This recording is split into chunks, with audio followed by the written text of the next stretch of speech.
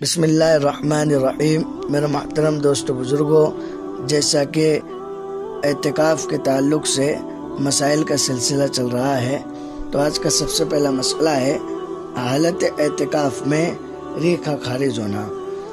تو اس مسئلے کا جواب ہے، عام حالات میں فقہا نے مسجد میں ریح خارج کرنے کو منع فرمایا ہے، کیونکہ اس سے بدبو پھیلتی ہے، اور رسول اللہ صلی اللہ علیہ وسلم نے مسجد میں بدبودار چیزوں کو لانے کو منع فرمایا ہے، اور معتکف کو طبعی ضروریات کے لیے باہر نکلنا جائز ہے، اور یہ بھی طبعی ضروریات میں داخل ہے۔ اس لیے بہتر یہی ہے کہ اگر پہلے سے اس کا تقاضا ہو تو استنجا کے بہانے باہر آ جائے، تاہم یہ حکم ازرائے استحباب ہے، یعنی مستحب ہے، واجب نہیں۔ اس لیے جس شخص کو عذر ہو اس کے لیے مسجد سے باہر نہ آنے کی بھی گنجائش ہے۔ آگے کا مسئلہ ہے، جس کو خروج ریح یعنی بار بار گیس خارج ہونے کی بیماری ہے، تو اس بیمار کا اعتکاف کرنا کیسا ہے؟ تو اس مسئلے کا جواب ہے، اگر کوئی دوسرا شخص جسے خروج ریح کا مرض نہ ہو اعتکاف کر رہا ہو، تو خیال ہوتا ہے کہ ایسے شخص کا اعتکاف میں نہ بیٹھنا بہتر ہے جس سے یہ عذر لاحق ہو، کیونکہ اعتکاف سنت کفایہ ہے، یعنی اگر ایک شخص نے بھی اعتکاف کر لیا تو سب لوگ ترک سنت کے یعنی سنت کو چھوڑنے کے گناہ سے بچ جائیں گے، اور ایسے شخص کے اعتکاف کرنے میں بظاہر مسجد کی بے احترامی معلوم ہوتی ہے، اور اس سے پرہیز کرنا زیادہ اہم ہے۔ آگے کا مسئلہ ہے، اعتکاف کرنے والے کا ملاقاتیوں سے بات چیت کرنا کیسا ہے؟ تو اس مسئلے کا جواب ہے، معتکف کے پاس باہر کے حضرات ملاقات کے لیے آئے تو معتکف ان سے بات چیت، خیریت اور دوسرے غائب حضرات کے حالات وغیرہ دریافت کر سکتا ہے۔ آگے کا مسئلہ ہے، معتکف کا مسجد میں چہل قدمی کرنا کیسا ہے؟ تو اس مسئلے کا جواب ہے، چہل قدمی ایک تو تفریحاً کی جاتی ہے، اس نقطۂ نظر سے مسجد میں ٹہلنا مناسب نہیں۔ البتہ بعض لوگوں کو طبی اغراض کے تحت چہل قدمی کرنی ہوتی ہے، خاص کر کے ریائی مریض یا شوگر وغیرہ کی وجہ سے۔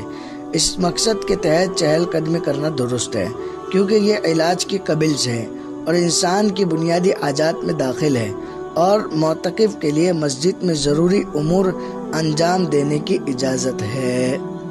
آگے کا مسئلہ ہے، معتکف کا حجامت بنوانا کیسا ہے؟ تو اس مسئلے کا جواب ہے، اپنی حجامت خود بنانا جائز ہے، اور حجام سے بنوانے میں یہ تفصیل ہے کہ اگر وہ بلا عوض کام کرتا ہے تو مسجد کے اندر جائز ہے، اور اگر عوض کے بدلے کام کرتا ہے تو معتکف مسجد کے اندر رہے، مگر حجام مسجد کے باہر بیٹھ کر حجامت بنوائے، مسجد کے اندر اجرت سے کام کرنا جائز نہیں۔ آگے کا مسئلہ ہے، اسی طرح اس بات کا خیال رکھے کہ مسجد کے اندر بال وغیرہ نہ گرنے پائے، کہ یہ احترام مسجد کے خلاف ہے، تاہم غیر ضروری بالوں کی صفائی اعتکاف سے پہلے ہی کر لینی چاہیے۔ آگے کا مسئلہ ہے، اعتکاف کی حالت میں اپنی بیوی کا بوسہ لینا کیسا ہے؟ تو اس مسئلے کا جواب ہے، حالت اعتکاف میں معتکف کے لیے دواعی وطی یعنی بغل گیری اور بوسہ لینا بھی جائز نہیں، لیکن اس سے اعتکاف فاسد نہیں ہوگا، البتہ اگر انزال ہو گیا تو اعتکاف ٹوٹ جائے گا۔ آگے کا مسئلہ ہے، معتکف کا مسجد میں چارپائی بچھانا کیسا ہے؟ تو اس مسئلے کا جواب ہے، معتکف اپنے اعتکاف کی جگہ چارپائی بچھا سکتا ہے اور اس پر لیٹ سکتا ہے، مگر آج کل عرفاً مسجد میں چارپائی بچھانا خلاف احترام سمجھا جاتا ہے، اس لیے احتیاط کرنا چاہیے۔ آگے کا مسئلہ ہے کہ معتکف کا مسجد میں بذریعہ مائک باہر مجمع کو خطاب کرنا کیسا ہے؟ تو اس مسئلے کا جواب ہے، معتکف مائک کے ذریعے مسجد میں بیٹھے بیٹھے باہر کے جلسہ عام میں دینی اور اصلاحی مضامین سے متعلق خطاب کر سکتا ہے۔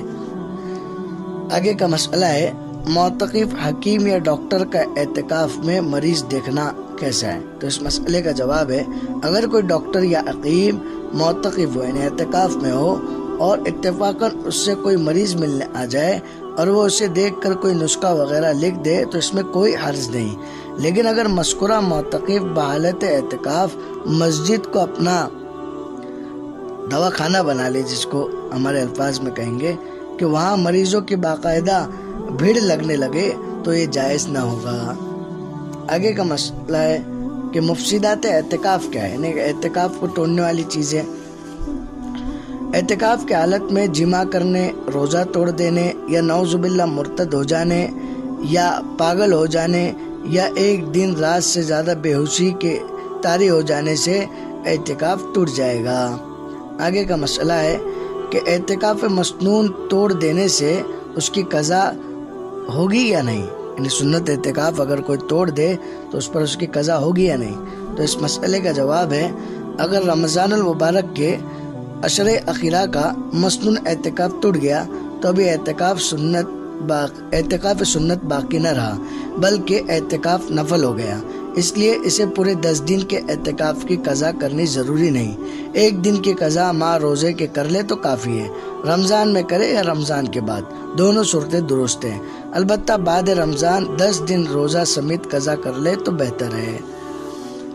آگے کا مسئلہ ہے اعتکاف پر اجرت لینا کیسا ہے، تو اس مسئلے کا جواب ہے، اعتکاف چونکہ عبادت ہے، اس لیے اسے محض اللہ کے خشنودی اور اخروی اجر و ثواب کی نیت سے کر لینا چاہیے۔ اس پر اجرت لینا اور دینا دونوں ناجائز ہے۔ بعض جگہ ہوتا ہے کہ بھائی کوئی محلے کا کوئی آدمی جو ہے اعتکاف میں نہیں بیٹھا تو لوگ جو ہے کسی کو پیسے دے کر جو ہے اعتکاف میں بٹھاتے ہیں، تو یہ پیسے کا لینا اور دینا دونوں ناجائز ہے۔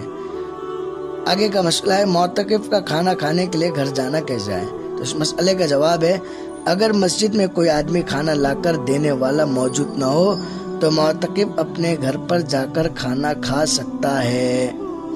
آج کا آخری مسئلہ ہے گرم پانی کے لیے معتکف کا مسجد سے باہر جانا کیسا ہے، تو اس مسئلے کا جواب ہے، اگر ٹھنڈے پانی سے وضو کرنے میں زیادہ دقت ہوتی ہو اور بیمار ہو جانے یا بیماری کے بڑھ جانے کا اندیشہ ہو تو معتکف گرم پانی کے لیے مسجد سے باہر جا سکتا ہے۔ آج کے لیے جو ہے اتنے مسائل کافی ہے، آئندہ کل جو ہے بقیہ مسائل آپ کی خدمت میں پیش کریں گے۔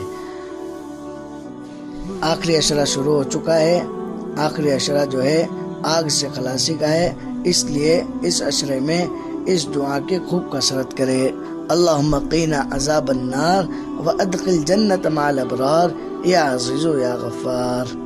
السلام علیکم ورحمۃ اللہ وبرکاتہ۔